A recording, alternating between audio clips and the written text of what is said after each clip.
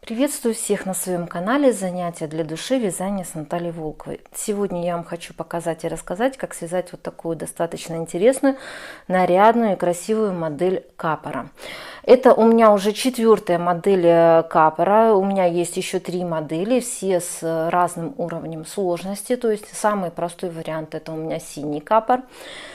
Посложнее немножечко это голубой капор. И самая сложная модель, как на мой взгляд, это бежевый капор, который идет с воротником и с манишкой.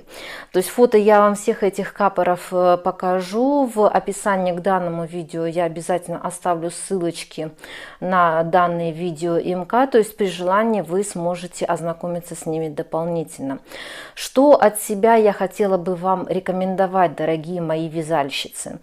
Как вы обратили внимание, все капоры имеют разную сложность вязания, поэтому я настоятельно рекомендую все-таки перед выбором модели капора, которую вы хотите связать, как бы сказать, более трезво оценить свои возможности, свою практику вязания, что вы сможете действительно сделать, потому что очень часто у меня, к сожалению, бывают такие ситуации, что вязальщицы выбирают для себя модель достаточно сложную в работе, то есть, например, имея минимальные опыты в работе, они берут себе сложную именно модель, и потом начинаются какие-то претензии, что что-то не так сделано, что-то плохо объяснено и тому подобное. Я могу сказать, что я со своей стороны стараюсь вам объяснять максимально и максимально все подробно, не утаивая никакие моменты абсолютно и говоря обо всех подводных камнях, что нужно сделать в той или иной модели.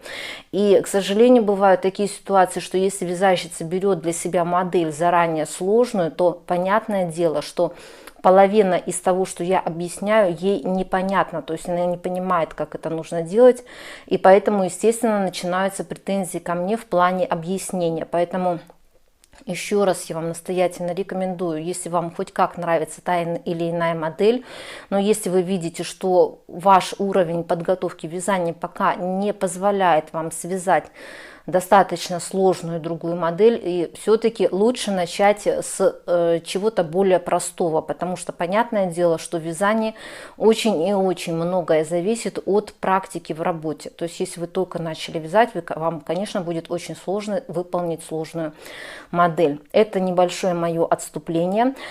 И теперь я вам хочу рассказать именно о данной модели. То есть, как вы видите, моделька достаточно интересная.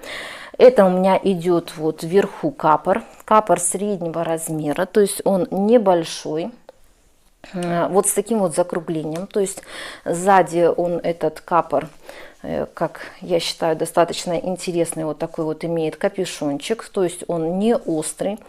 Этот капор, то есть вот вверху регулируется веревочками и с фиксаторами. У меня веревочки, я люблю именно такие модели, потому что при желании, когда или ветер, или холодно, вы можете подтянуть данные веревочки, зафиксировать их, и таким образом у вас будет капор именно по голове, то есть ничего не будет вам поддувать. Значит, внизу данный капор вот переходит в такую вот, даже не знаю, манишка или небольшой бактусик. То есть вот таким вот образом он выглядит, то есть очень хорошо прикрывает шею, в том числе грудь хорошо прикрывает. То есть вот такая манишка получается внизу, то есть очень такая удобненькая моделька, я бы так сказала, потому что она, эта модель, многофункциональная, и в виде капора, и в виде манишки, и горло закрывает. То есть очень такая хорошая и удобная моделька.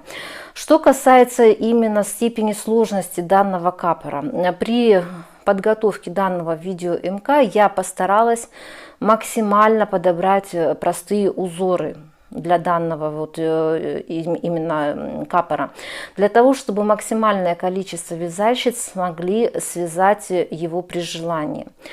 Поэтому я не стала ничего особо усложнять, то есть узоры везде достаточно простые, как вы видите, ничего сложного нет. В процессе работы я все очень и очень подробно объясню вам, покажу, как это делается. Фото будут предоставлены, в том числе в конце данного видео, фото именно этого капора, то есть вы сможете посмотреть его еще дополнительно. То есть я, как уже объясняю, говорю, что максимально стараюсь вам объяснять все нюансы в работе. Далее, что я хотела бы сказать. От рекомендованного количества пряжи у меня осталось вот столько пряжи. Поэтому вот там не пугайтесь, там в видео говорится, что у меня пошло 2 моточка азалии и 1 моточек ангоры голд. К сожалению, одного моточка азалии мне не хватило, мне пришлось брать второй моточек, но, как вы видите, осталось достаточное количество пряжи, из которой вы еще дополнительно что-то сможете связать. Например, можно будет связать как дополнение к данному капору, это рукавички. То есть этой пряжи, я так думаю, вам вполне на рукавички хватит. Теперь, что касается размеров. В процессе работы я всегда еще очень подробно объясняю все, показываю размеры полотна, которые я вяжу, потому что очень часто бывают такие ситуации, что вязальщицы берут пряжу совершенно другой по толщине. И естественно, что они по данным количеству петель, что я вяжу, они не могут по этим количествам петель ориентироваться, потому что у них получаются другие размеры. В данной ситуации я что могу вам сказать, это только вот я вам говорю размеры, и вы, соответственно, под них уже свою пряжу подгоняете, потому что у меня, к сожалению, нет возможности отталкиваться от разной толщины пряжи. Так вот, значит, длина данного капора 57 сантиметров.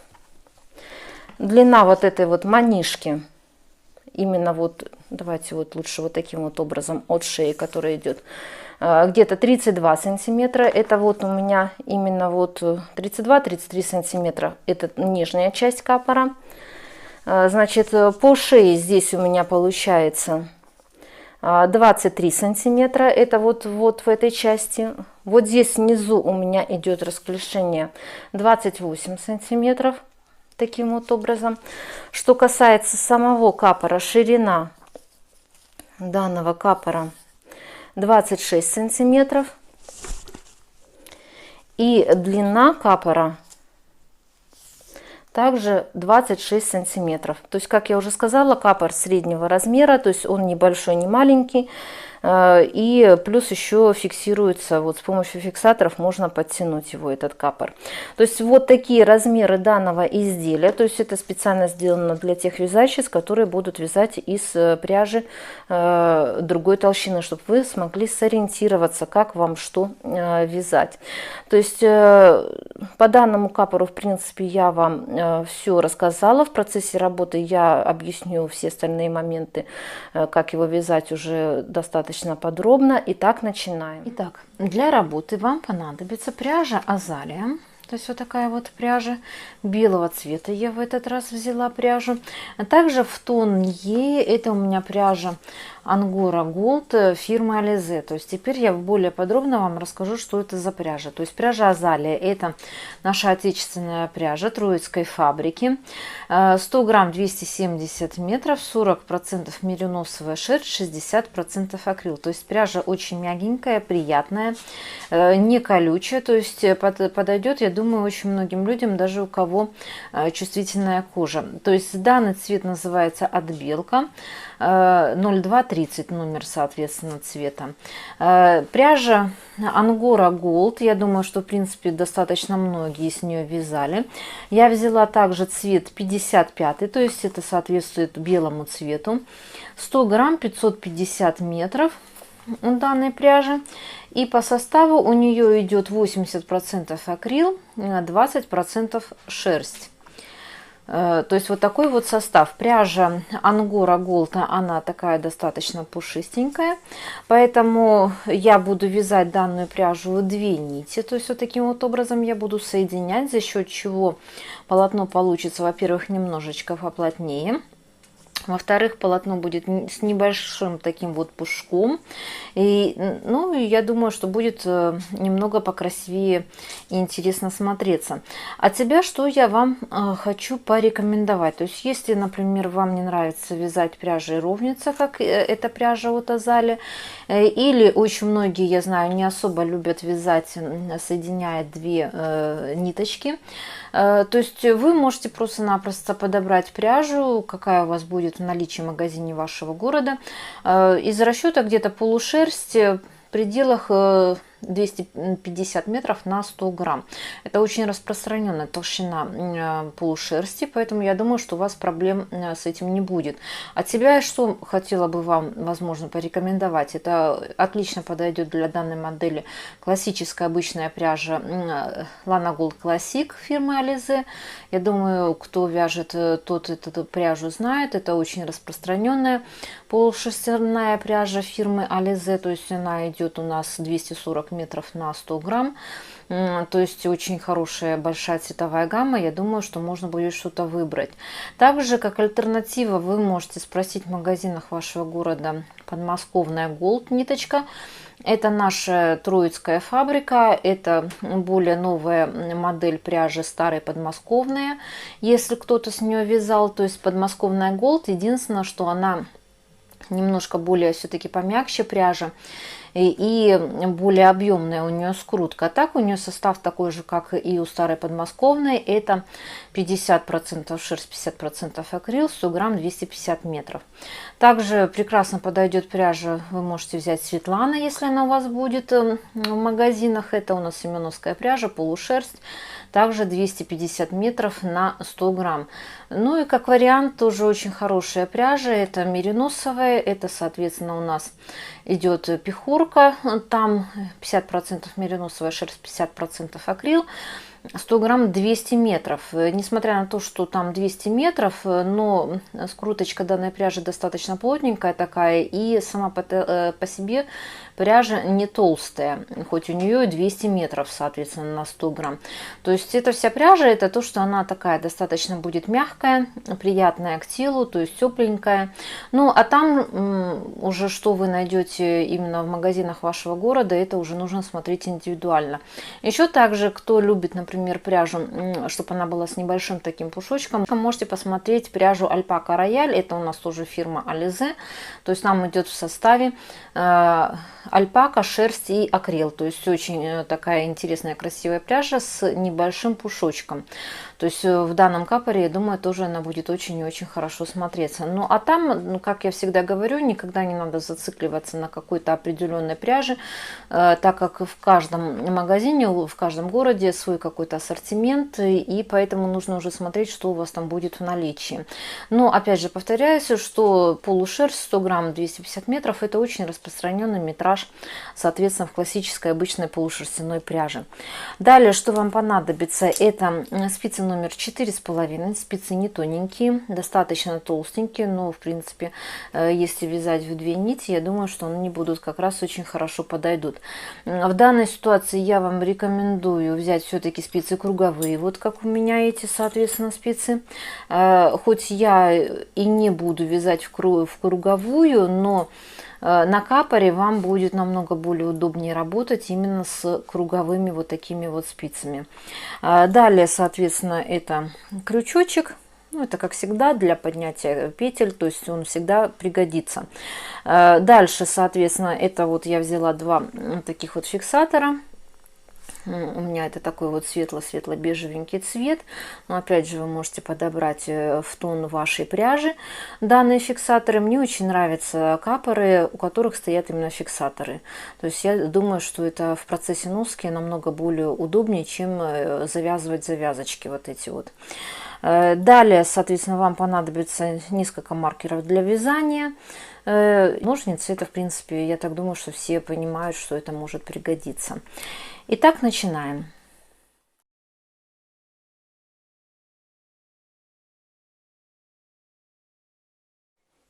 Итак, для начала работы я набрала на спицы номер 4,5 круговые, как я вам показала, 75 петель. То есть я взяла одну ниточку, это пряжа, соответственно, Азалия и Ангора Болт. То есть вот таким вот образом. И вязала максимально простой вязкой, как я вам, в принципе, и обещала. То есть каким образом я провязала вот такую вот планочку, я вам сейчас объясню. То есть, соответственно, я набрала 75 петель, провязала первых 3 ряда чулочной вязкой. Чулочной вязкой, если кто не знает, это, соответственно, когда лицевой ряд первый вяжется лицевыми петлями, второй ряд, например, я вяжу изнаночными петлями, третий опять же лицевыми петлями. А вот этот вот ряд, это у меня уже идет 4-й ряд, который я также провязала лицевыми петлями. То есть вот таким вот образом он у меня получился. То есть после 4-го ряда, после каждого вот этого 4-го ряда я делала прибавочки по одной петле, то есть в начале ряда и в конце ряда. То есть это у меня все пойдет сзади. Я сделала небольшие расширения, чтобы, соответственно, по шее не подтягивала. То есть это оно пойдет к плечам, вот эта вот часть, чтобы ничего там не подтягивало. То есть таким образом я, соответственно, провязала вот такую вот планочку, как я вам уже объяснила. То есть у меня далее получилось здесь также 3 ряда это чулочной вязки, 4-й ряд это опять же лицевыми петлями я провязала. То есть вот такая вот у меня получилась планочка, очень простая вязка. Значит, петли я прибавляла вот после каждого вот этого вот ряда 4-го. То есть вот здесь вот я прибавила петельку в начале, в конце ряда, здесь прибавила, здесь вот у меня идет прибавление, здесь и здесь, соответственно. Сейчас я вам покажу, каким образом я делала вот это вот прибавление, эту петельку, чтобы у меня не образовывалась, соответственно, дырочка. То есть я вот снимаю первую петельку, вот так вот. Далее я провязываю одну лицевую петельку, и далее я провязываю петлю вот из протяжки. То есть вот я беру вот здесь вот эту вот протяжку, вот так вот ее подтягиваю, как бы перекручиваю вот таким вот образом, чтобы у меня не получилось дырочки. И провязываю ее также лицевой. То есть вот она у меня получилась. Ну и далее, соответственно, по рисунку я вяжу лицевыми петельками. То есть вот, как видите, вот это вот я прибавила одну петлю за счет того, что я протяжечку эту перекрутила, перекрестила. То есть, соответственно, у меня здесь дырочки не образовалось. То есть по такому принципу я делала везде вот эти вот прибавления.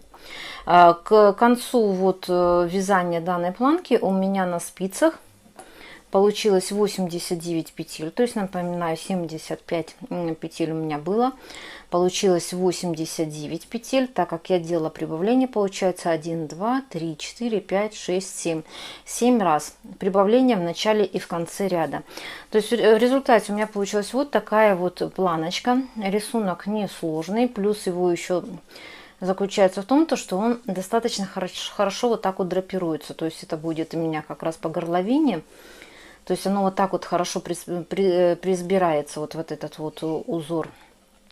У меня, значит, по размерам, я вам сейчас скажу, какими размерами у меня получилась эта планка, потому что очень у многих возникает вопрос, а я вот вяжу с другой пряжи, более толстой, более тонкой. Естественно, я вам не могу подготовить видео мастер-класс, отталкиваясь под различные толщины вот пряжи. Поэтому я вам сейчас скажу размер, какой у меня получилось, а далее вы уже сами самостоятельно, соответственно, если вы будете вязать совершенно с другой пряжи, другой толщины, вы будете рассчитывать себе, соответственно, сколько вам необходимо будет петель провязать.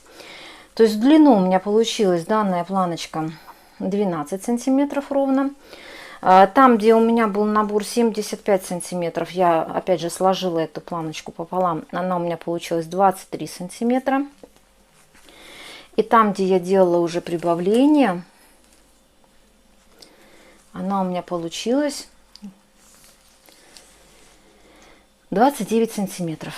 То есть вот 29 сантиметров, это она у меня получилась, соответственно, по самой широкой части. То есть, опять же, напоминаю, кто возьмет совершенно другую пряжу, другой толщины, то сами самостоятельно рассчитываем количество петель. Потому что такие вопросы возникают. Значит, и далее, каким образом я буду вязать. Я вам сейчас объясню. Сейчас я уже буду вязать манишку, которая будет переходить дальше, небольшую. То есть я делаю закрытие первых 6 петель в начале ряда. То есть вот таким вот образом. Одна петелька, вторая петелька, третья, четвертая, пятая и шестая. То есть вот таким вот образом я закрыла первых 6 петелек с начала ряда. Далее, соответственно, я буду вязать чулочной вязкой вот до этого маркера, и отсюда у меня начнется рисунок. До маркера мне нужно будет провязать 20 петель лицевыми петлями, я все буду вязать. То есть вот получается 1, и кромочную я не считаю, 2, 3, 4, 5, 6, 7,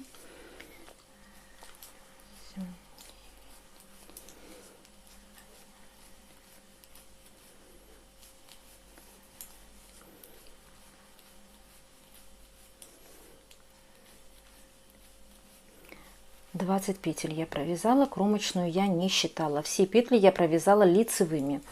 Далее у меня пойдет по центру манишки несложный абсолютно узор. То есть каким образом я его буду вязать. То есть я провязываю следующие 2 петли изнаночными. Далее у меня будет жгутик небольшой, то есть это 3 на 3 петли. Но чтобы здесь ничего не подтягивало, я сделаю прибавочку 2 петель. То есть каким образом я буду делать? Провязываю одну петельку лицевую. Далее вот здесь вот из протяжки, как я вам показывала, я провязываю вторую петельку лицевой. Третья, четвертая петелька лицевой. Пятую я провязываю петельку из протяжки лицевой. И шестая петелька. То есть это у меня будет жгутик, соответственно, 3 на 3 петли, несложный совсем жгутик. Почему я делала здесь прибавочки? Вот 2 петли прибавила, потому что кто вязал жгуты, тот знает, что в процессе вязания немножко подтягивается узор. Поэтому если здесь вот не сделать вот этих вот 2 прибавочки, то получится, что вот само вот это полотно на месте, где будет вязаться этот жгутик, что он будет вот такое вот присобранное, что я в принципе не хочу, чтобы у меня была такая ситуация. Далее, соответственно, я провязываю 2 петли изнаночными, и вот здесь вот я поставила маркер, он у меня стоит на 45 петле, то есть это ровно серединка, соответственно, данной планки.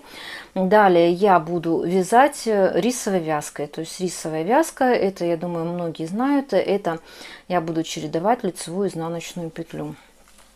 То есть, соответственно, здесь до маркера у меня получается 9 петелек. То есть я вяжу 1 лицевая, 1 изнаночная, 1 лицевая, 1 изнаночная. И таким вот образом я дохожу до маркера.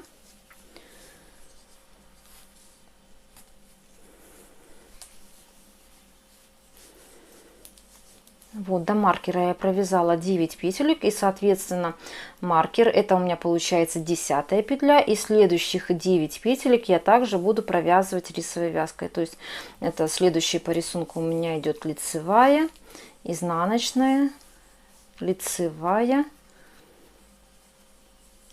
изнаночная, то есть это 4 петельки, 5, 6, 7, 8, 9. То есть у меня получается рисовой вязкой всего в общей сложности 19 петель. 19 петель рисовой вязкой. Далее, соответственно, я буду провязывать 2 петли изнаночными. И далее опять у меня будет жгутик 3 на 3 петли, но, соответственно, мне нужно будет сделать прибавочку небольшую. То есть я провязываю 1 лицевую первую петельку, далее из протяжки отсюда я вытаскиваю вот эту протяжку, перекрещиваю ее вот таким вот образом и провязываю из нее лицевую петлю. Далее 2 лицевые петельки и опять же из протяжки вот вытаскиваю ее, перекручиваю и 1 петлю провязываю, и вот соответственно шестая. То есть всего у меня вместе с прибавленными 2 петельками получилось здесь 6 лицевых петель. Далее, соответственно, я делаю 2 изнаночные петли, и до конца ряда я буду вязать все петли лицевыми. Немножко у меня запутались здесь нитки, сейчас Так. До конца ряда я буду вязать все петельки лицевыми. Итак, я провязала до конца ряда, соответственно, кромочная у меня изнаночная провязываю. Далее я поворачиваю полотно, и следующее, что мне необходимо сделать в начале изнаночного ряда, это, соответственно, убавить, как я в начале ряда вот делала закрытие 6 петель.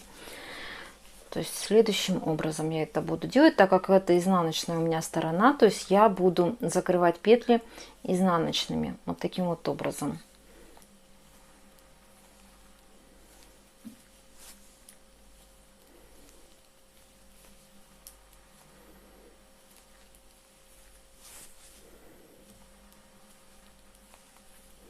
Пять и 6. Вот 6 петелек я закрыла. Почему закрыла изнаночными? Потому что с лицевой стороны вот у меня получается вот таким вот образом, если закрывать как изнаночными петельками. И далее я, соответственно, буду вязать следующий вот этот четный ряд по рисунку. То есть я провяжу изнаночные петли вот до лицевых петель вот этих двух. То есть это у меня получается, я вам сейчас скажу, 20 петелек. Если не считать, кромочная не считается. То есть вот я провязываю 20 петель изнаночными петлями.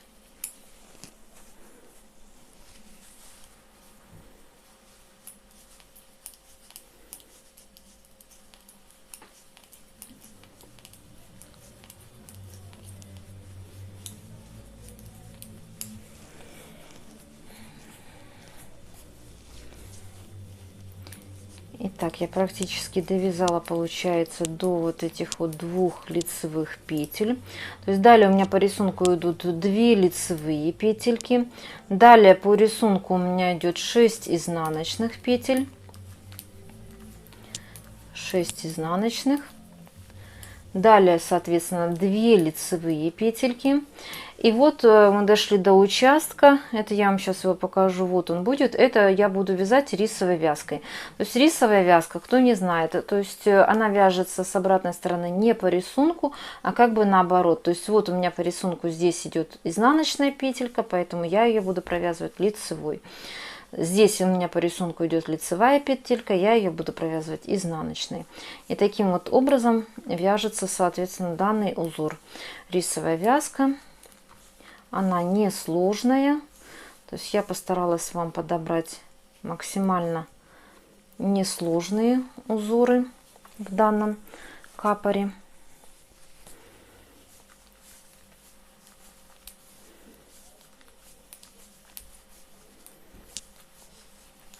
Так, рисовой вязкой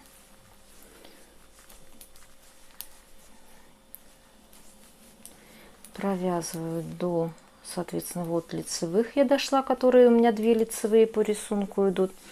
То есть их я провязываю 2 лицевые. То есть у кого возникнет вопрос, я вам сейчас скажу, рисовая вязка я провязала 19 петель рисовой вязкой. Далее, соответственно, после 2 лицевых я провязываю 6 изнаночных петелек. Вот таким вот образом. 6 изнаночных. Далее идет 2 лицевые. И до конца ряда я провязываю все петельки изнаночными.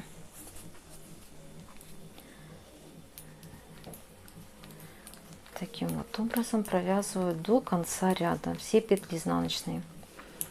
Опять же, для кого, например, скорость, с которой я вяжу, может быть немножечко быстрая, то, соответственно, я напоминаю, что на YouTube есть такая функция, как скорость воспроизведения видео. Так как у многих возникают вопросы, там быстро, не быстро, вы должны понимать, что все люди вяжут с разной скоростью, и абсолютно под всех, к сожалению, подстроиться невозможно. Поэтому, если для кого-то, например, слишком быстрое видео, быстро вяжется, значит, вы просто можете отрегулировать под себя, как вам будет удобно и комфортно вязать, скорость воспроизведения на YouTube. Она меняется. То есть вы можете ее как замедлить, так, соответственно, вы ее можете и более быстро сделать. То есть это вы уже чисто под себя регулируете. Далее, соответственно, я вот провязала 2 ряда. Сейчас я с вами еще провяжу несколько рядочков, чтобы, соответственно, рисунок вы увидели, какой будет образовываться посреди у нас данного бактусика. Бактус, манишка, то есть даже трудно сказать, что это будет спереди. Так, далее, соответственно, я буду в начале ряда закрывать 5 петель следующие. То есть первые это я 6 петелек закрыла, теперь я буду закрывать 5 петель первых.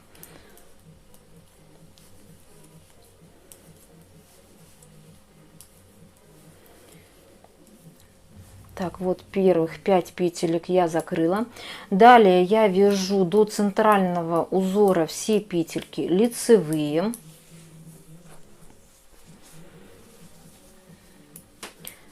Так, вот я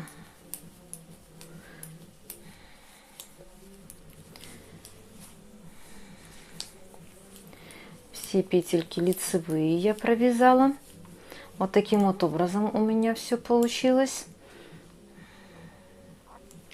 Далее, соответственно, я буду вязать следующие 2 изнаночные, то есть по рисунку, как оно будет выглядеть. И далее у меня вот идет 6 петель, из которых я буду вязать небольшой жгутик. То есть это перекрещение 3 на 3 петли. То есть я снимаю первые 3 петельки, вот таким вот образом, нить у меня за работой. Провязываю следующие 3 петельки, вот таким вот образом. Далее, соответственно, я вяжу первые 3 петли. Кому так неудобно вязать, как вяжу я, то есть вы можете взять дополнительную спицу и с помощью нее вязать данные жгутики. То есть это вы уже выбираете, как вам будет удобно. Следующие 2 изнаночные я вяжу, то есть таким вот образом. И далее вот у меня получается участок. Это рисовая вязка, то есть, соответственно, вот здесь вот у меня по рисунку идет изнаночная, я ее провязываю лицевой. И далее я чередую лицевая, изнаночная, лицевая, изнаночная. То есть рисунок абсолютно несложный для вязания.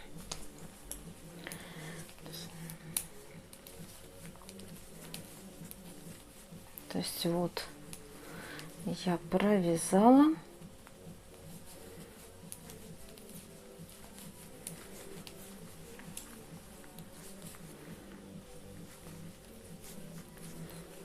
Вот я провязала рисовой вязкой, получается у меня 19 петелек центральных. Далее я провязываю 2 изнаночные петельки и далее у меня идет жгутик. То есть теперь я снимаю 3 первые петельки, нить у меня перед работой, провязываю следующие 3 петельки и потом я первых 3 провязываю петельки, то есть вот таким вот образом.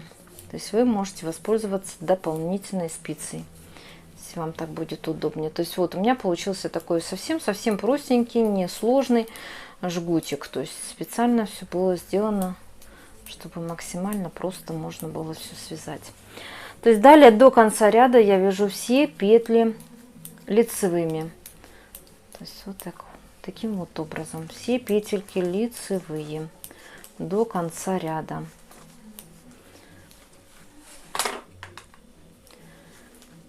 Так, вот я практически довязала вот этот ряд. То есть у меня получилось вот таким вот образом. Поворачиваю полотно. И первые 5 петелек, которые у меня будут, я их закрываю. Закрываю я изнаночными петельками. Вот таким вот образом.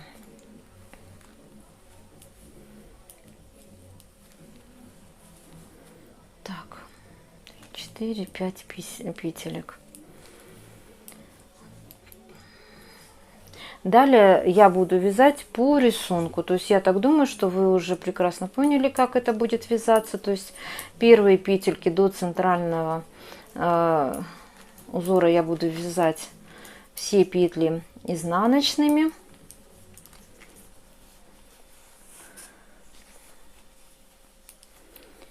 Вот все петельки изнаночные я провязала. Далее следующий вот по рисунку, здесь уже вот более-менее виден рисунок, то есть уже полегче, попроще ориентироваться по нему. То есть следующий вот у меня идут 2 петельки, это лицевые, я вяжу по рисунку. Далее у меня идет 6 изнаночных.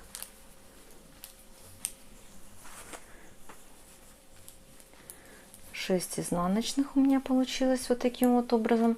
Далее 2 лицевые по рисунку я вяжу, и центральные у меня 19 петелек, это рисовой вязкой я провязываю, то есть чередую лицевую и изнаночную петельку.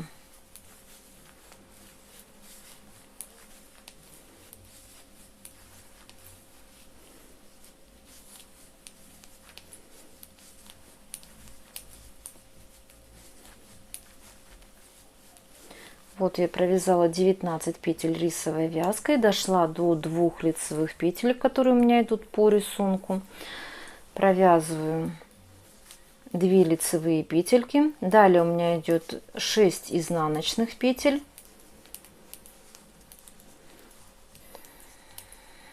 6 изнаночных. Далее по рисунку у меня 2 лицевые петли. И до конца ряда я провязываю все петли изнаночными.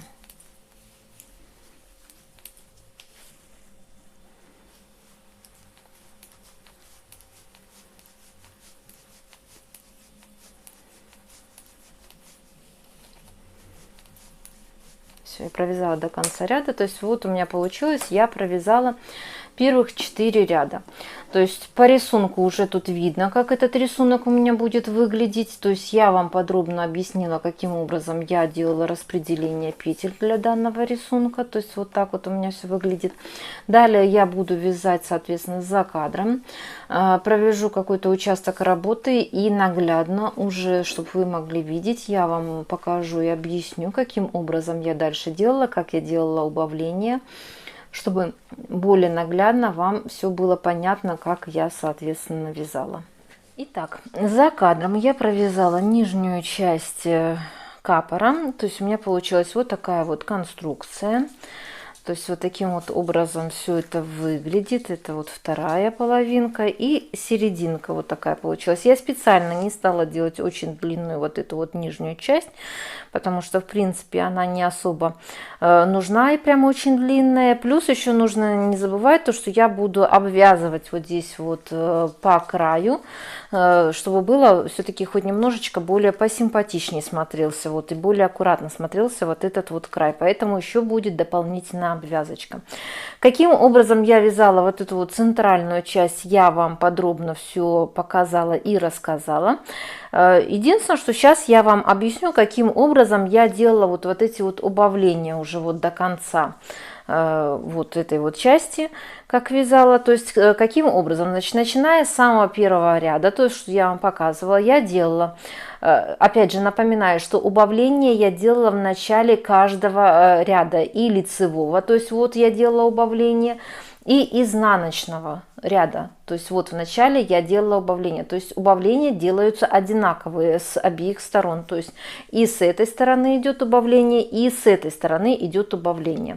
То есть каким образом я делала, то есть в начале я закрыла 6 петелек, 5 петелек закрыла, 4, 3, 2, то есть вот этот у меня участок вот таким вот образом закрывался в начале этого ряда и получается, соответственно, в начале вот следующего ряда вот я закрывала. Далее я начала делать убавление по одной петельке в начале и в конце. Ну, в конце это получается в начале следующего ряда здесь. По одной петельке. Вот я делала эти убавления по одной петельке в начале ряда, пока я не дошла вот до этого участка. То есть это вот пока я не дошла до вот этой небольшой косички. Вот до сюда. Я делала эти убавления по одной петельке. Далее я начала делать убавления по 2 петли в начале каждого ряда. То есть вот у меня 2 петельки, 2 петельки. И таким вот образом я по 2 петельки убавляла уже до конца.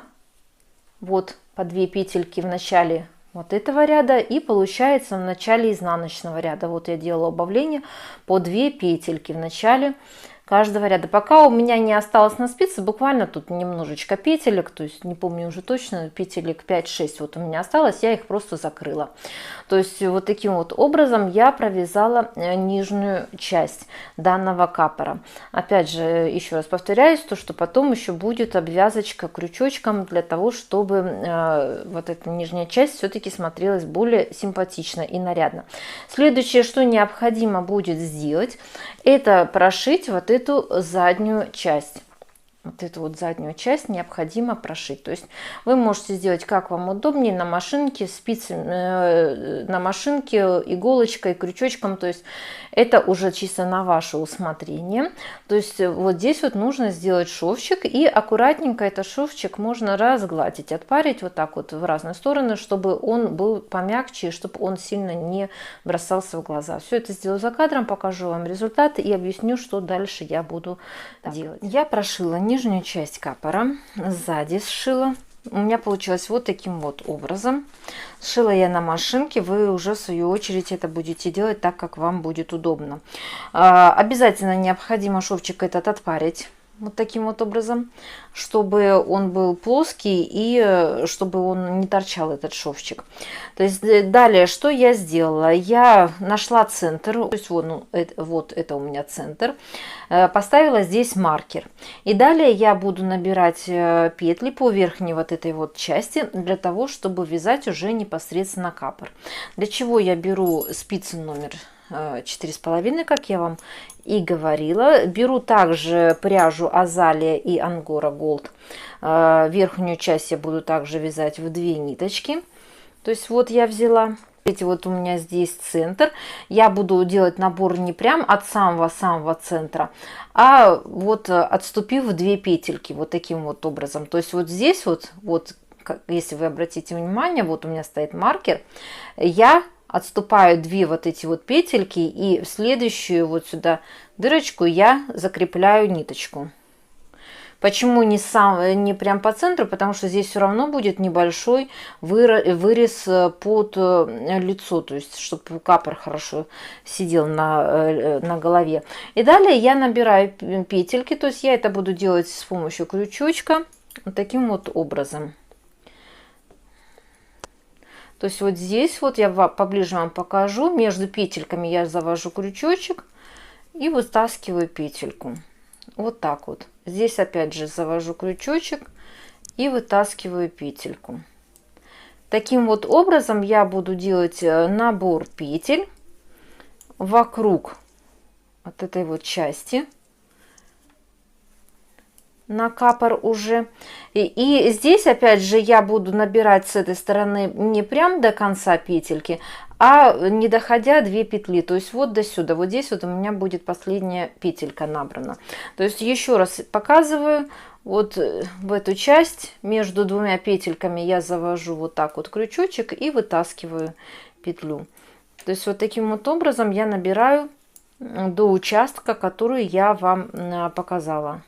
Итак, вот я набрала петли, у меня получилось вот таким вот образом, как я вам и показала в самом начале, где у меня стоит маркер, я не набирала петли прям вот до конца, у меня получился вот такой вот участочек между спицами. Значит, всего у меня получилось 67 петель. Я набрала на спице номер 4,5. И далее я буду вязать следующий ряд. Все петли буду провязывать лицевыми, для того, чтобы у меня вот здесь вот получился вот такой вот ряд. Таким образом я прикрою участок, где я набирала петли, чтобы его меньше было видно, хотя его и так, в принципе, я считаю, не видно. И плюс в следующем ряду я буду делать прибавки небольшие, для того, чтобы сам капор не был маленьким, потому что, конечно, вот этого участка такого на капор будет маловато. То есть нужно сделать прибавление. То есть каким образом я это буду делать? Работать, вязать, конечно, на этом участке будет намного удобнее круговыми спицами. На прямых спицах работать будет неудобно вам. Почему я взяла и круговые? То есть я снимаю кромочную петлю. Далее я провязываю 5 петель лицевыми. Вот 5 петелек я провязала с обратной стороны. Вот у меня получается такой же рисунок, как и здесь. То есть переход от манишки к капору, он будет незаметен. То есть вот так вот у меня это все будет выглядеть. И далее я делаю еще набор одной петельки. Можно даже вот с помощью крючочка. То есть вот здесь вот я завожу вот так вот крючок, вот таким вот образом, и поднимаю еще одну петлю. То есть вот я сделала прибавку. Далее я вяжу 5 следующих лицевых петелек. 3, 4, 5. Вот я провязала 5 следующих петелек. И опять я делаю прибавку. То есть вот вам поближе покажу. Вот сюда вот так вот я подцепляю крючочек и вытаскиваю еще одну петельку. То есть вот таким вот образом я буду провязывать по всему этому ряду, делая прибавки через каждые 5 лицевых петелек. 2, 4, 5. Вот 5 я провязала петелек. И опять вот здесь вот я вытаскиваю вот отсюда одну петельку. Таким вот образом с изнаночной стороны, то есть ну с лицевой это будет, то есть здесь ничего заметно и видно не будет. То есть вот таким вот образом я провязываю до конца ряда, делая прибавки на протяжении всего ряда через каждые 5 лицевых петель. Итак, я провязала до конца ряда. У меня получилось в результате прибавок через каждых 5 лицевых петель всего 78 петель на спице.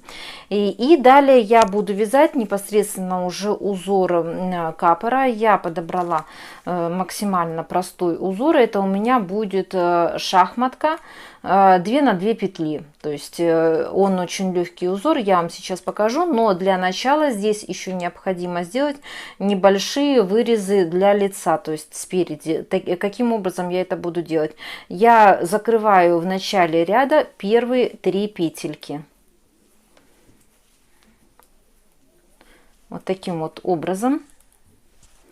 Я закрываю первые 3 петли. И далее я вяжу следующим образом. 2 лицевые, 2 изнаночные. 2 лицевые, 2 изнаночные. Таким образом я провязываю до конца ряда, чередуя 2 лицевые и 2 изнаночные. Итак, я практически довязала до конца ряда. То есть я чередовала 2 лицевые, 2 изнаночные петли. Так, вот 2 лицевые, 2 изнаночные, 2 лицевые и кромочная изнаночная у меня.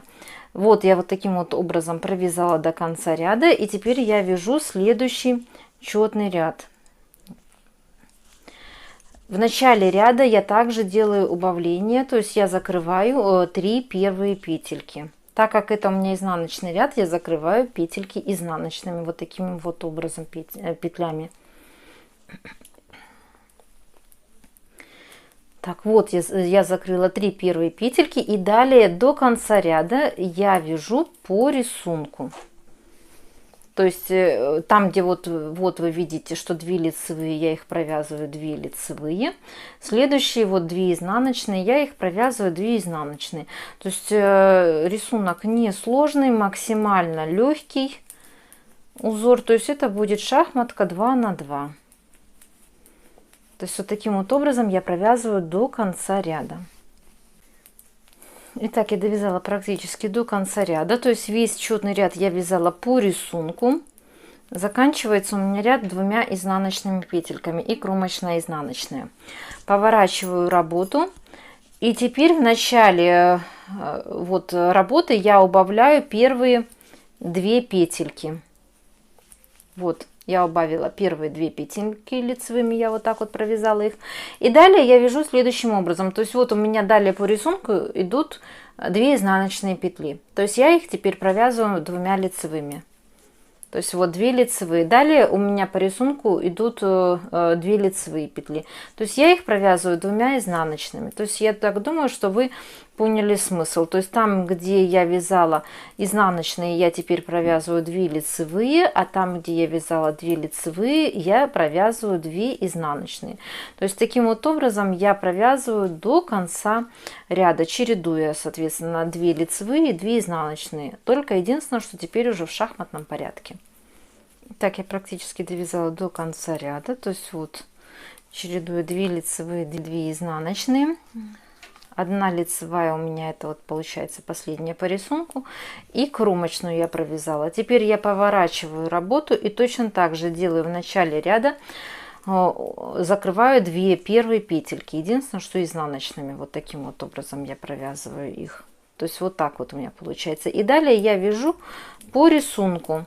То есть там, где у вас идет 2 лицевые, я провязываю 2 лицевые. Там, где 2 изнаночные, я провязываю 2 изнаночные петли.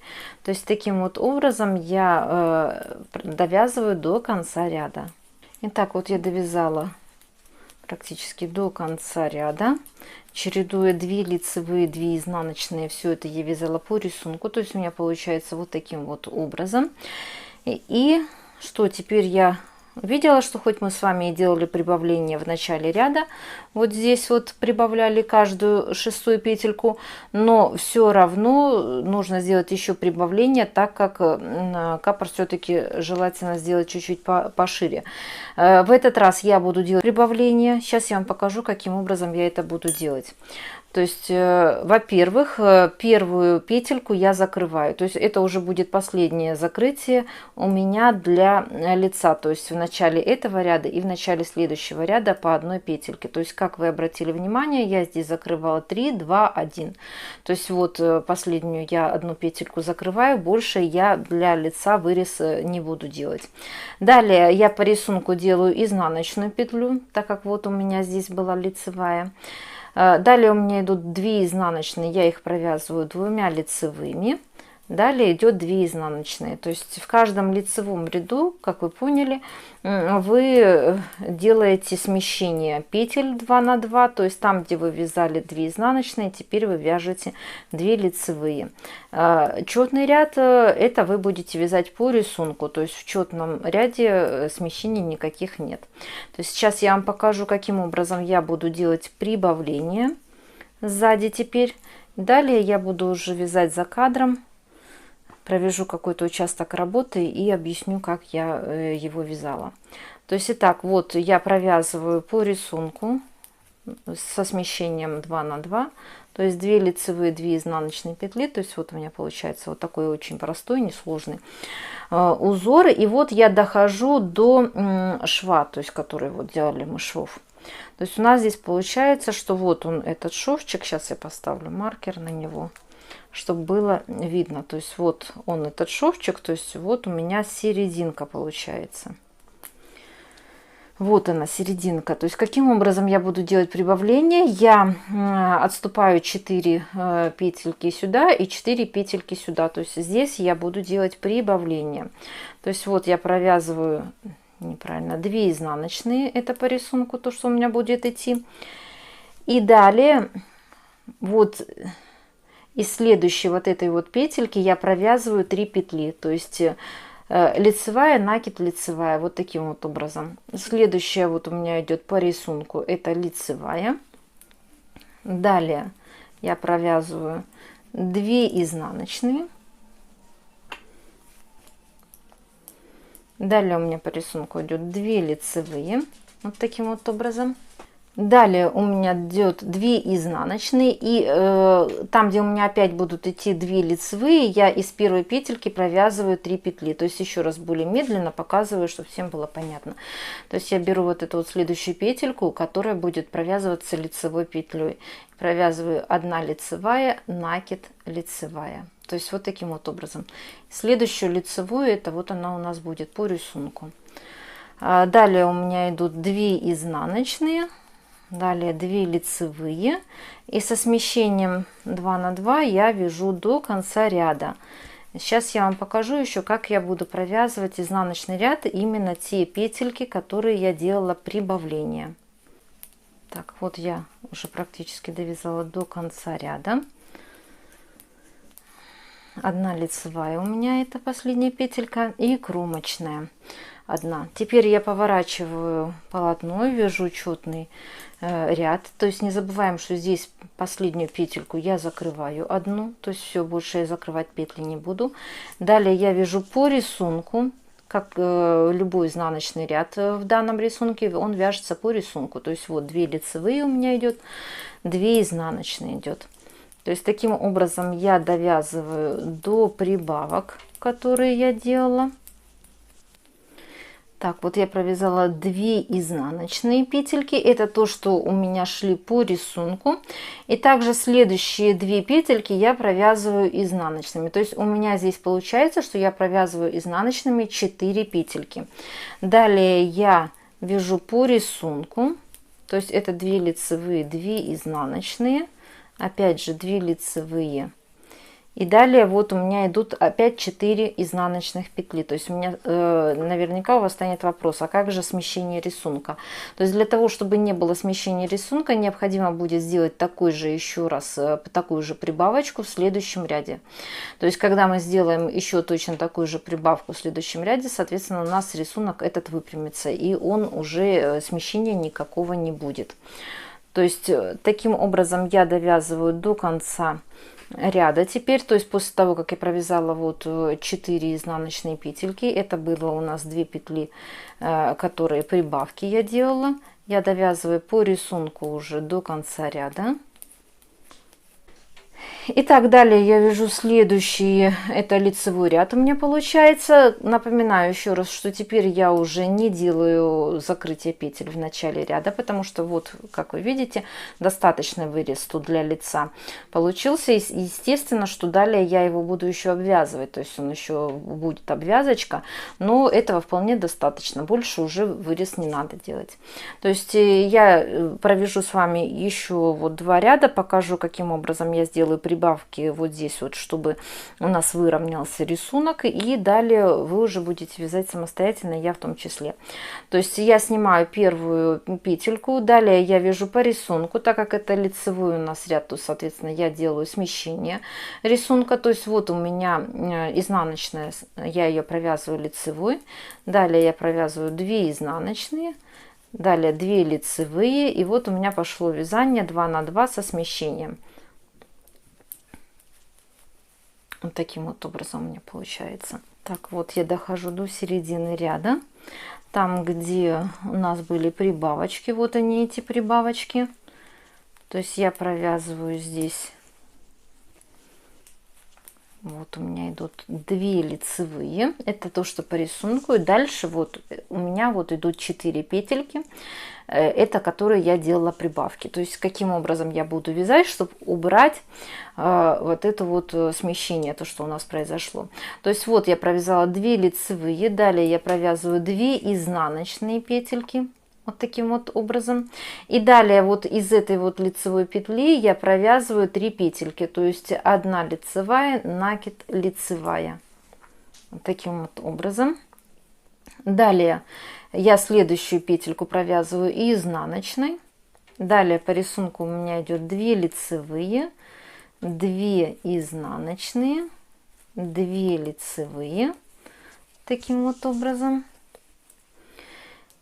2 изнаночные провязываю, и далее из вот этой вот следующей петельки я провязываю из 1 3, лицевая, накид, лицевая. Далее 1 изнаночная у меня идет, и все, и дальше я пошла вязать по рисунку. То есть это у меня 2 лицевые, 2 изнаночные со смещением. Я довязала до конца ряда. У меня 2 лицевые, это крайние петельки, кромочная, изнаночная. Все, здесь я также не делаю теперь уже никаких убавок, закрытия уже нет. Вяжу изнаночный ряд по рисунку без смещения. То есть вот у меня первые идут 2 изнаночные, далее идут 2 лицевые, 2 изнаночные, 2 лицевые, и вяжу до прибавок. Вот я дошла до, вот у меня вот здесь вот прибавочки были. То есть вот 2 изнаночные я закончила вязать. По рисунку я вяжу 2 лицевые, далее 2 изнаночные по рисунку, то есть так как у нас чередование идет 2 лицевых, 2 изнаночных. И вот я опять выхожу на 2 лицевые. То есть, как видите, я выровняла рисунок данный. Сейчас еще покажу на следующих прибавках. То есть вот 2 изнаночные по рисунку, это то, что шли у меня. Далее я по рисунку вяжу 2 лицевые, далее 2 изнаночные. И все, и вот я вышла уже на 2 лицевые. То есть теперь далее я, если буду вязать, то у меня уже смещение рисунка вот этого, оно не пойдет. У меня рисунок выровнялся. То есть таким образом, если вы, например, решите сделать еще раз прибавочки, то есть если вы посчитаете, что вы хотите капор, чтобы он был все-таки немножко побольше и пошире, то есть вы должны будете сделать прибавление в 2 рядах, как я вам показывала. Потому что если вы сделаете прибавление в одном ряде только, у вас пойдет смещение рисунка. То есть у вас рисунок не выровняется. Сейчас вот я вот довязала до конца ряда. И у меня вот получилось вот сзади вот таким вот образом. То есть все, у меня теперь уже здесь ровненький рисунок. То есть идет чередование 2 лицевых, 2 изнаночных. То есть далее я буду вязать по рисунку. Я это буду вязать все за кадром. Покажу вам конечный результат, что у меня получится. Также, если я в процессе работы все-таки решу сделать еще прибавочки, я вам уже потом наглядно на выполненной работе покажу, где я и как делала прибавки. И объясню, как я это делала. Итак, я провязала верхнюю часть капора, и у меня получилось вот таким вот образом. Вот такая вот конструкция. И сейчас я вам подробно расскажу, как я ее вязала. То есть начала я вязать данный капор, именно провязывала вместе с вами. То есть я показывала все подробно, как я набирала петельки и делала здесь вот прибавления. То есть вот здесь вот у меня получились первые прибавления. В процессе работы я поняла, что нужно сделать по такому же принципу еще одни прибавления. То есть через 4 ряда я сделала еще раз прибавление по такому же принципу, как вот в первый раз я вам показывала. То есть в общей сложности я прибавила 8 петель для того, чтобы у меня не сбился раппорт узора. То есть я, получается, один раз прибавила 4 петельки, да, в первом ряду, и через еще провязав 2 ряда, я провязала еще раз, сделала прибавки еще 4 петель. То есть прибавки я делала точно по такому же принципу, как вот вам подробно все показывала в видео. То есть еще только один раз сделала прибавочки. То есть вот это у меня здесь и здесь вот получается, вот они были прибавки. После 2 раза то, что я сделала прибавки, у меня получилось на спице 83 петли. Дальше я уже прибавки не делала, потому что, как вы видите, в принципе, здесь и так нормально пошло вот увеличение, вот нормальное пошло увеличение, вот здесь вот расширение данного капора. То есть здесь я 2 раза делала прибавочки. Далее на высоте, сейчас я вам скажу, где-то 10 сантиметров, то есть вот у меня стоит маркер, я сделала 3 раза прибавки в начале и в конце ряда, то есть одинаковые прибавки, естественно, как вы понимаете, то есть по одной петельке через каждые 2 ряда, то есть в общей сложности я сделала 6 петелек я прибавила. То есть еще раз повторяю, 3 раза я делала прибавления в начале и в конце ряда.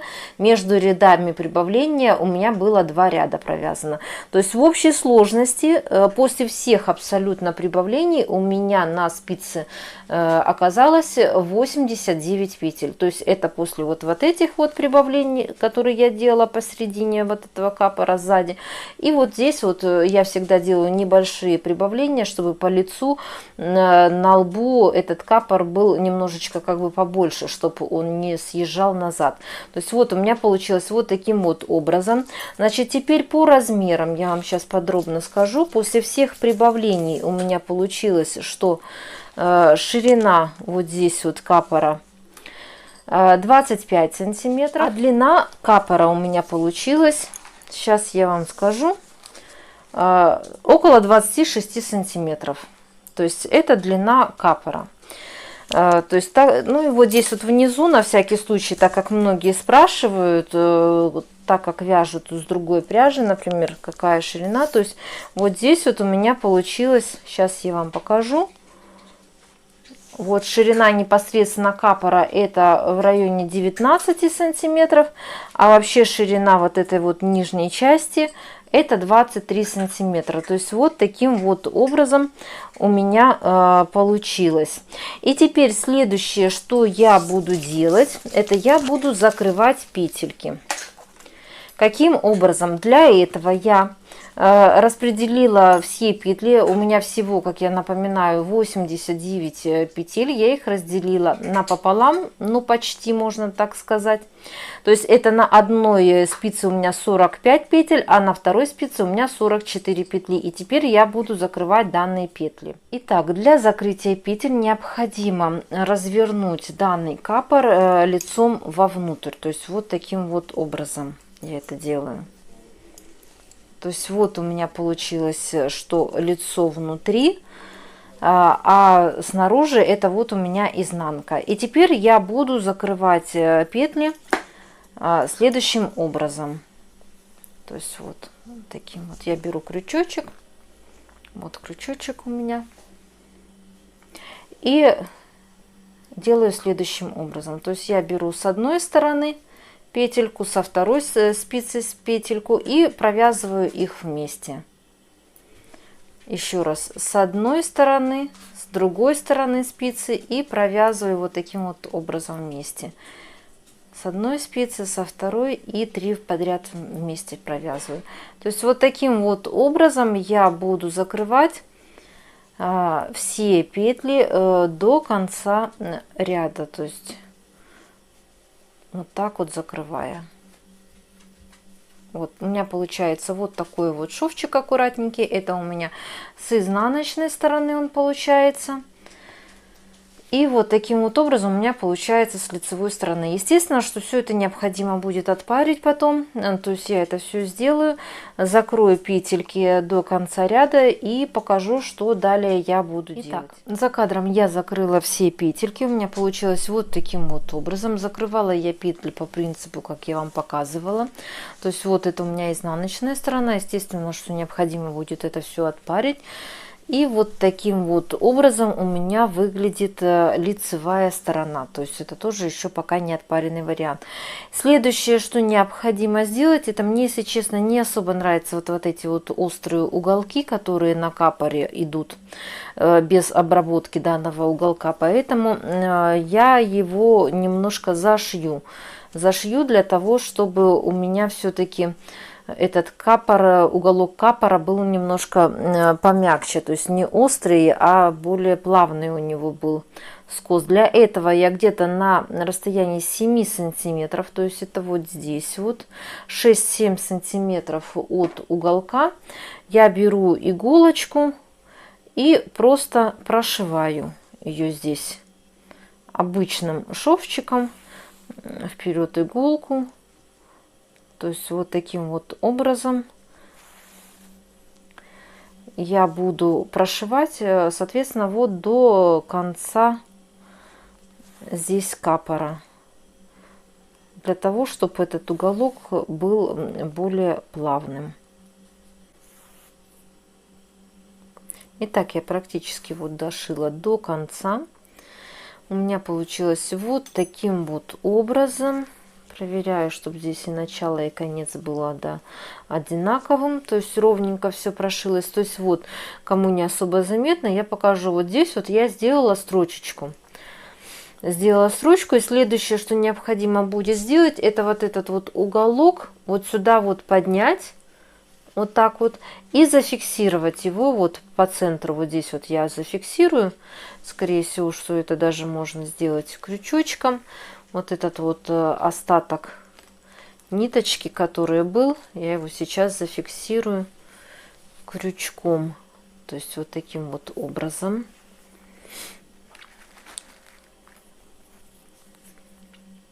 Вот беру и фиксирую его вот здесь вот. Потом, если что, также можно немножечко его подшить, здесь подцепить иголочкой, подшить, чтобы он никуда не делся. То есть прикрепить вот этот вот краешек вот к шву, который вот было соединение петелек, закрытие петелек. То есть теперь на данный момент у меня, если обратите внимание, сзади капор уже такой вот более помягче у него идет вот макушка у этого капора. Но единственное, что, конечно же, все необходимо отпарить. То есть я это все сделаю за кадром, отпарю, покажу вам, что у меня, как оно получилось, и объясню, что мы дальше будем делать. Итак, за кадром я уже все сделала, то есть я отпарила шовчик. Вот у меня такой получился шовчик, это по верху, там где закрывали мы петельки, и вот так вот у меня сзади получилось. Опять же, кому, например, не нравится вот такой вот скошенный вот вариант капора, то есть вот как видите, он такой вот у меня закругленный уголок получился, то вы можете оставить обычный уголок, то есть не зашивая его, это уже чисто на ваше усмотрение. Ну, мне вот нравится, когда уголок все-таки немножечко он скошенный. Значит, что касается по размеров капора, я могу сказать, что он очень хорошего получился размера, то есть он как раз и не маленький, и не большой, хорошая очень у него глубина, то есть вот как раз то, что надо, вот именно по размеру данный капор получился. Следующее, что необходимо будет нам сделать, это уже в принципе остались такие моменты совсем небольшие, это обвязать, привести в порядок вот вокруг, вот здесь вот возле лица данный капор, вот здесь вот его обвязать. И, естественно, нам нужно привести в порядок будет это низ данного капора, то есть вот обвязать его еще вот здесь вот вокруг, чтобы он уже был, так сказать, красивым и уже окончательно свой внешний вид приобрел. Итак, я буду теперь набирать петельки для обвязывания вот данного капора. То есть каким образом я это буду делать? Во-первых, я начну набирать петли с изнаночной стороны, то есть не по лицу вот здесь вот, а именно вот здесь вот с изнаночной стороны. Почему? Потому что по лицу потом будет пришиваться данная планка. То есть вот здесь маркер, когда вот мы еще с вами ставили по серединку, отмечали вот нижней части, то есть вот он, этот был маркер. На этом месте я продеваю ниточку, точно так же я буду вязать из двух ниток, это у нас Ангора Голд и Азалия. То есть вот я фиксирую данную ниточку. Спицы беру те же самые, которыми я вязала вверх и низ. И начинаю набор петелек. То есть вот таким вот образом по краю полотна я буду набирать петли. То есть вот здесь вот у меня пойдет набор. То есть здесь на начальном этапе это шли у нас убавления. То есть вот таким вот образом я делаю. То есть вот здесь это вот первые 3 петельки пошли. Это то, что я делала убавление для лица. То есть я здесь набираю 3 петельки. Вот они. 1, 2, 3. Вот. Так, это вот у нас промежуточная петелька. То есть я тоже также набираю здесь петельки. Далее вот 2 петли. Это делали убавление возле лица. Вот я их набираю. Далее промежуточная вот эта вот петелька. Также я ее беру вот сюда вот.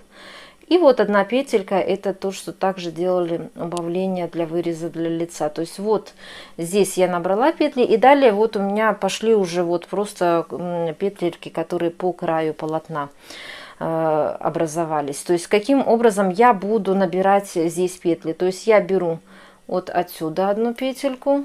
Далее вот так вот подхватываю 1 петельку. И вот отсюда 3-ю петельку беру. То есть у меня получается, что из 2 вот этих вот боковых петелек я набираю 3 петли. Еще раз показываю. То есть вот 1 петельку я беру. Далее я подхватываю с этой стороны крючочек и с этой стороны крючок. 2-ю петельку я вытягиваю. 2-ю петельку. И вот сюда я завожу крючочек, вытягиваю 3-ю петельку. Все, из 2 вот этих боковых я сделала 3 петельки. Еще раз, вот помедленнее. Вот сюда завожу крючочек, вот вытащила одну петельку. Далее сюда и сюда я завожу крючочек, вытаскиваю. И вот сюда. То есть вот третья петелька. По такому же принципу я наберу петли вот вокруг данного капора, и вот до сюда я буду делать набор петель. Итак, я набрала петельки вокруг капора, то есть у меня получилось вот таким вот образом. И далее я буду вязать в круговую, потому что я здесь все-таки внизу не хочу делать шовчик. Но опять же, например, кто не любит вязать в круговую, вы можете связать просто как на 2 спицах, но единственное, что вам вот здесь вот потом придется делать шов внизу. Я буду вязать по кругу. То есть вот у меня получилось вот таким вот образом. Еще раз вам показываю. И теперь я буду вязать 2 ряда обычной чулочной вязкой. То есть я буду вязать 2 ряда, все петли лицевые. Сейчас я вам покажу начало, как я это буду делать. Потому что далее у нас будет небольшой там узор идти. То есть вот так вот, здесь у меня было начало набора петель, здесь, соответственно, конец уже набора петель. И теперь я буду вязать по кругу все петли лицевые. То есть вот таким вот образом я провяжу 2 ряда. Далее вам я покажу, что мы будем делать. То есть вот все петельки лицевые. И этот ряд, и следующий ряд. То есть вот таким вот образом я буду провязывать. Итак, я провязала 2 ряда чулочной вязкой, то есть все петли лицевые у меня получилось вот таким вот образом. И далее я буду вязать, это получается 3-й ряд, следующим образом. Я провязываю 2 петельки вместе лицевой с наклоном влево, делаю накид. Далее опять же следующие 2 петельки провязываю 2 вместе лицевой с наклоном влево, делаю накид. И таким вот образом я буду провязывать до конца ряда. То есть 2 вместе лицевой с наклоном влево, накид, 2 вместе лицевой с наклоном влево, накид. И так я буду провязывать до конца ряда, опять же повторяюсь. Вот таким вот образом вот у меня будет получаться. И после того, как я провяжу этот ряд, я еще провяжу, наверное, рядочков 5. Я это уже потом посмотрю в процессе работы. И буду уже закрывать данные петельки. Но я вам это еще все покажу. То есть сейчас на данный момент я довяжу до конца ряда вот по такому же принципу, как я вам показала. 2 вместе лицевой с наклоном влево, 1 накид. И еще провяжу после этого ряда несколько рядочков, вернее рядочка 4-5 обычной чулочной вязкой. Покажу вам, что дальше мы будем делать. Итак, за кадром я провязала планочку, то есть вот у меня получилось вот таким вот образом. Вязала я ее по кругу, то есть чтобы не делать шов нигде. После того, как я ее провязала, я отпарила эту планку для того, чтобы она была более ровненькая. И теперь я вам расскажу, каким образом я ее вязала.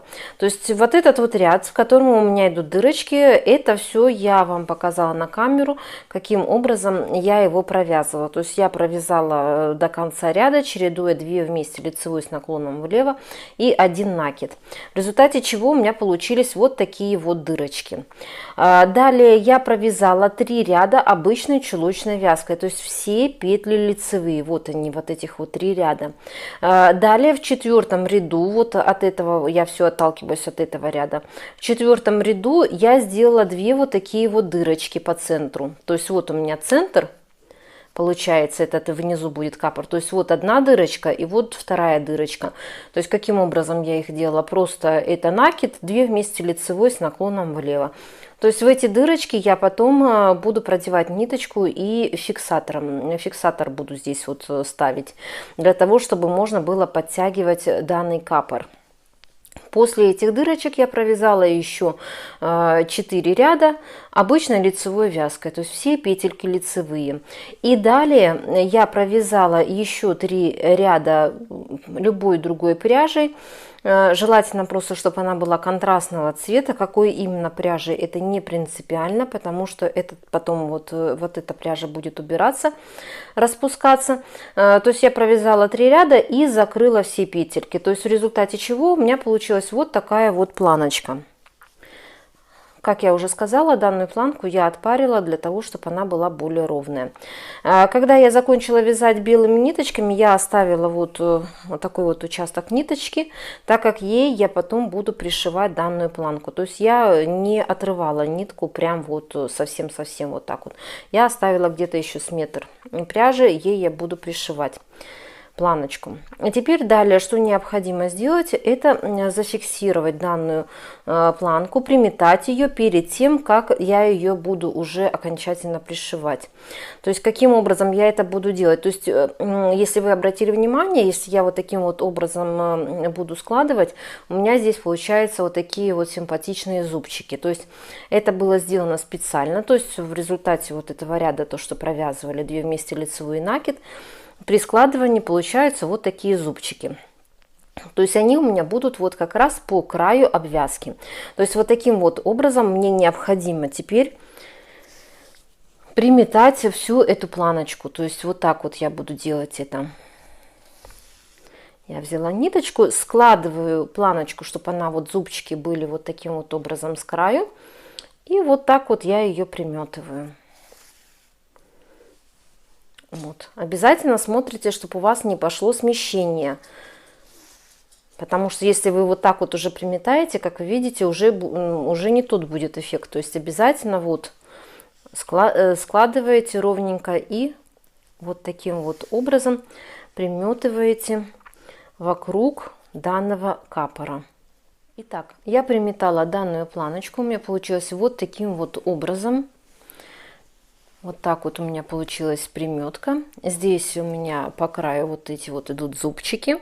И следующее, что я буду делать, это пришивать данную планку. Почему я изначально сказала, что лучше брать вот эту вот ниточку контрастного цвета, для того, чтобы более четко шло разграничение между этими 2 цветами. Потому что если вы возьмете ниточку похожего цвета, то потом вам будет достаточно тяжело, возможно, пришивать данную планку. Поэтому во время пришивания обязательно также следите за краешком, для того, чтобы ничего у вас не съехало. И вот так вот вперед иголку пришиваете данную планочку. Я специально оставила ниточку для этого. Вот таким вот образом я буду пришивать данную планку вокруг этого капора. То есть вот у меня получается вот такой вот аккуратненький шовчик. Сейчас я вам покажу, как он получается с изнаночной стороны. Вот таким вот образом я буду пришивать. Естественно, во время пришивания я не рекомендую сильно затягивать данную ниточку, потому что если вы затянете, будет уже некрасиво. То есть просто обычно, не скажу, что прям очень-очень прям свободно это все делать, пришивать, обычным шовчиком вот таким вот образом пришиваете. То есть вот у меня получилось вот таким вот получается образом с лицевой стороны. И вот таким вот образом получается с изнаночной стороны. Как вы видите, достаточно аккуратно, потому что этот вопрос тоже нужно учитывать, так как капор, он периодически снимается, и он выглядит как капюшончик. Поэтому, конечно же, очень важно, чтобы и внутренняя часть этого капора, она была аккуратненькая у вас, потому что ее тоже иногда будет видно. Поэтому обязательно смотрите, чтобы у вас внутри тоже все было аккуратно, чтобы ничего у вас не торчало. То есть вот таким вот образом я буду обвязывать вокруг вот этого всего капора, вот так вот я, вот до сюда я обвяжу, до сюда я все пришью. Так, я пришила данную планку, то есть у меня получилось вот таким вот образом. То есть вот, как вы видите, шовчик идет вокруг. То есть все пришила. Обязательно, когда будете пришивать, обязательно очень внимательно смотрите, чтобы вы не пропустили нигде никакую петельку. Потому что если вы пропустите, то тогда у вас может потом пойти стрелочка и начать распускаться данная планка. Поэтому за этим нужно следить очень-очень внимательно. Следующее, что необходимо сделать, это убрать вот эту вот нитку, которой мы фиксировали планку. И теперь следующий шаг — это распускание вот этой вот вот этих ниточек, которые мы другим цветом привязывали. То есть вот таким вот образом я это буду делать. Первые ряды, они распускаются достаточно легко. Нам самое главное — это последний ряд очень и очень аккуратно распускать. То есть вот таким вот образом у меня получается. Ниточка эта убирается, поэтому я и говорила, что не принципиально, какого она будет цвета. И вот пошел последний ряд. Аккуратненько распускаете, потому что так бывает, что иногда в процессе пришивания можно зацепить вот эту вот ниточку, пришить ее. Поэтому, если у вас такая произошла ситуация, просто эту ниточку аккуратно, вот эту именно подрезаете. Не вот эту, а вот эту подрезаете, для того, чтобы распустить все петельки. Вот как у меня вот получилась ситуация. Вот я здесь немножко зашила, но я вот так вот сейчас вот вытяну. Все, у меня здесь вот получилось, а здесь узелок, его необходимо будет потом убрать на другую сторону. Это уже когда окончательно все будет делаться. Итак, вот у меня получилась вот такая вот планочка. Как вы видите, планочка достаточно аккуратненькая, симпатичная планочка получилась. Вот такая она получилась с изнаночной стороны. Планка вот так вот получилась. Ниточки, естественно, как я говорю, все будут потом убираться уже, когда окончательно будет внешний вид приводиться данный капор. Следующее, что необходимо сделать, это я связала вот такую вот веревочку, которая будет вдеваться вот непосредственно в данный капор. Итак, для вдевания я беру булавочку. Булавочку лучше брать не очень маленькую. Ну, там уже какую найдете. И вот сюда вот ее вдеваю. Веревочку, я забыла вам сказать, я связала из 150 воздушных петель. Крючочек взяла номер 3 и в 2 нити. Также вязала ее, как и сам капор. И вот таким вот образом продеваете. Как вариант, например, вы можете вдеть сюда в этот капор еще шляпную резинку круглую, то есть найти под цвет своей пряжи и вдеть ее сюда. То есть тоже это как вариант достаточно будет хороший, потому что резиночка, она эластичная. Он будет вот здесь вот подтягиваться, соответственно, этот капор. То есть это как вариант тоже возможно. Но у меня белой шляпной резинки не было, поэтому я связала веревочку из 150 воздушных петелек. Вот я продела данную веревочку, убираем, соответственно, эту булавку.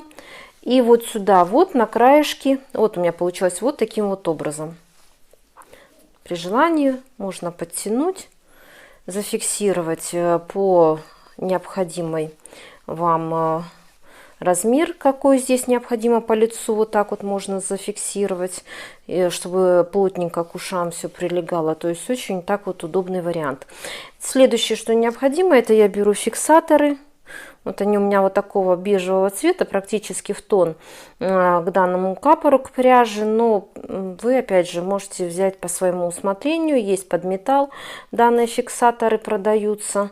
То есть это фурнитура, это уже, так сказать, чисто на ваш вкус, что вам больше нравится. И то, что вы найдете у себя, опять же, в магазине, это тоже нужно учитывать, этот факт. Потому что не всегда в магазинах можно найти то, что вам захочется. Так вот, я вдела данные фиксаторы. То есть, как вы обратили внимание, я вдевала с помощью крючочка. Очень удобно, потому что вот вдеть вот в эту дырочку нитку иногда бывает достаточно проблематично. Поэтому вот с помощью крючочка это очень и очень удобно делать. Вот таким вот образом у меня получилось все. Вот фиксируется. Вот нажимаете, можно сделать послабже, можно подтянуть. Почему я и люблю данные именно фиксаторы, то что после того, как вы зафиксировали необходимый вот размер данного капора, не обязательно вот эти вот ниточки завязывать. Почему я их сделала не очень длинными, потому что я их не планирую потом завязывать. То есть вот просто фиксаторами зафиксировали, и все, и ниточки они вот просто висят. Завязывать их не надо. Следующее, что необходимо сделать, это я просто на краешке, сейчас сделаю вот так вот чуть-чуть, чтобы ровненькие были эти завязки. Вот так вот. Вот ровные завязки. Это на краешке вот этой ниточки я завязываю узелок. Это 2-3 раза вот так вот я оборачиваю и затягиваю вот такой вот узелочек. То есть он и смотрится так нормально, симпатично. И в то же самое время он не заскочит у вас вовнутрь. Мало ли, если что, ниточку лишнюю подрезаем, убираем ее. То же самое делайте с другой стороны. Завязываю узелочек.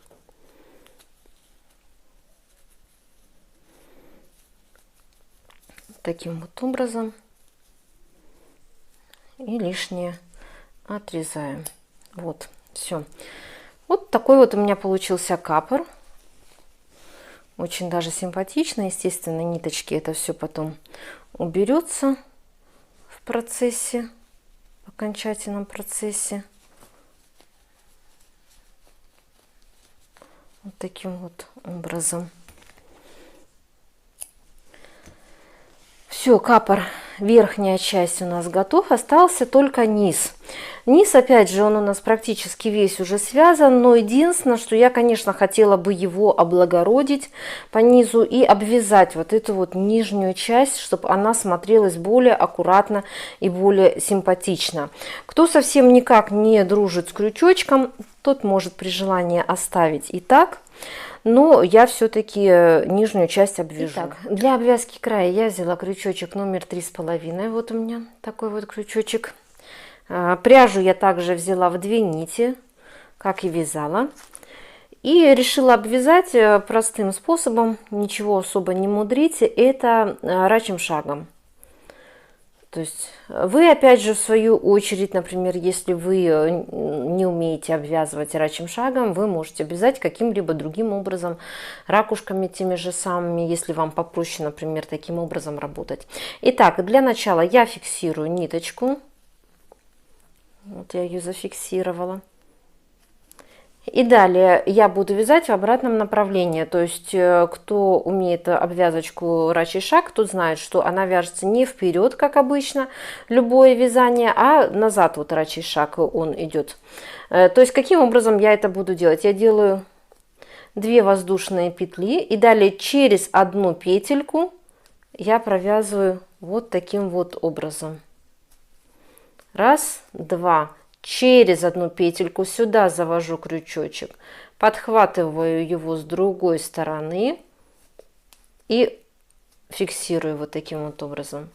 Раз, два, 2 воздушные петли, через одну петельку завожу вот так вот крючочек, подцепляю ниточку с обратной стороны и провязываю столбик без накида. Итак, по такому же принципу я продолжаю обвязывать вокруг данный капор, то есть рачьим шагом через одну петельку вот сюда завожу и провязываю. То есть вот как я вам показала, я буду обвязывать по краешку вот здесь вот все, и вот до сюда я буду все это обвязывать. Опять же, смотрите по ситуации. То есть вот этот вот наружный край, который я сейчас обвязываю, его ни в коем случае нельзя затягивать. То есть если вы видите, что, например, у вас в процессе обвязки стягивается вот этот наружный край, то есть вы должны, значит, немножечко как-то по-другому обвязывать. Опять же, вот здесь вот, например, я вам показала, я через одну петлю провязываю, но когда вы дойдете вот до этого участка, участка, вот до этого участка, видите, здесь петельки пошли достаточно большие.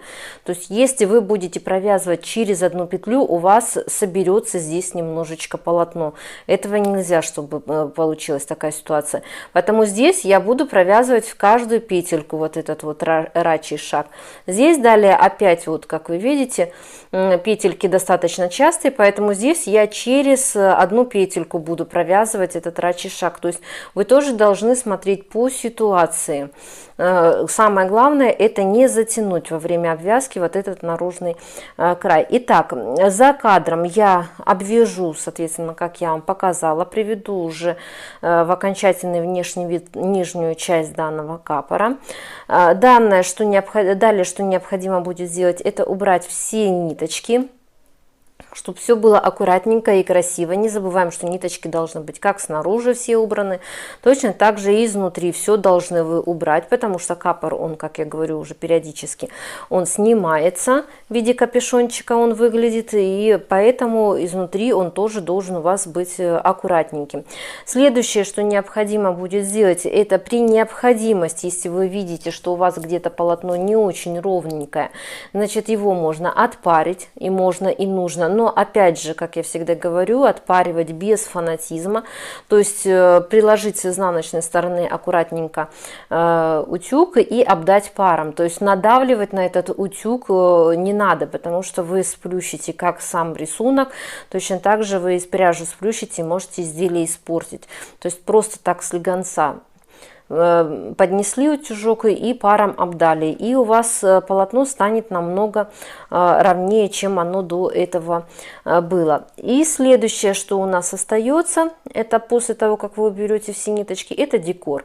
Декор, как я всегда говорю, это на усмотрение вязальщицы, то есть вы можете или там задекорировать, например, какую-нибудь брошечку прицепить, или, опять же, как сейчас очень часто пользуются вязальщицы, это бирочки handmade, ручная работа, пришить. То есть это все уже будет на ваше усмотрение. Смотрите, что вам нравится, и соответственно делайте как вам хочется. Все это я сделаю уже за кадром, уберу все ниточки, доведу до окончательного внешнего вида данный капор и покажу вам, что у меня получилось. Так. За кадром я уже доделала полностью данный капор, то есть вот он у меня получился вот такой вот достаточно интересной конструкции. То есть это вот у меня нижняя часть. Как вы видите, я ее всю обвязала вот внизу рачьим шагом, плюс я отпарила вот внизу, чтобы все было ровненько. То есть вот таким вот образом все выглядит с лицевой стороны, и вот таким вот образом все выглядит с изнаночной стороны.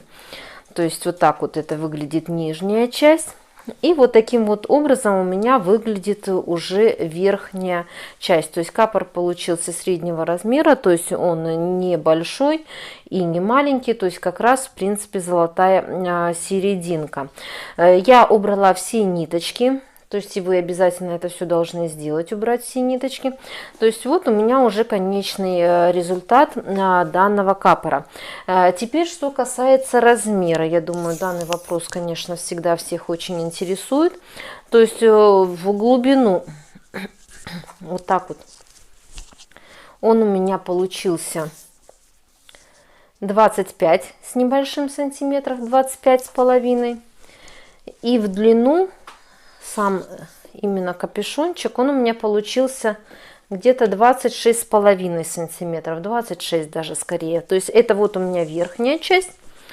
Нижняя часть у меня получилась в длину 32 сантиметра. И в ширину у меня получилось вот по этому широкой части вот этой, у меня он получился этот капор 28 сантиметров.